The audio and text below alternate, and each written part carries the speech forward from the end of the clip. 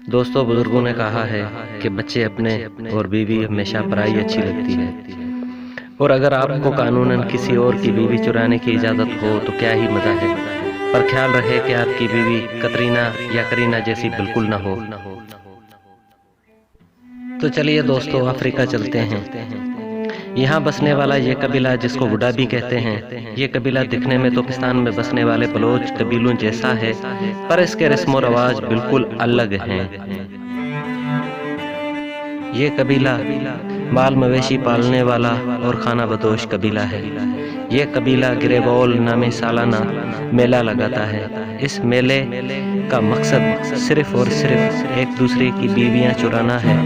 इस मेले में सारे मर्द अपने आप को मेकअप लगाकर बहुत ही खूबसूरत बनाकर आते हैं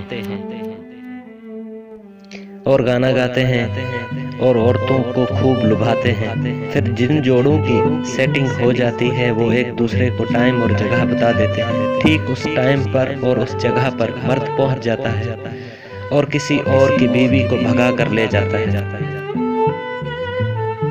जिस गांव से लड़की भाग रही है उस गांव के 10 किलोमीटर सराउंडिंग से निकलना लाजमी होता है। अगर इस एरिया के अंदर वो लोग पकड़े गए तो जान भी जा सकती है। अगर वो निकलने में कामयाब हो गए तो जिसकी बीवी भाग गई उसे 1 साल इंतजार करना पड़ेगा।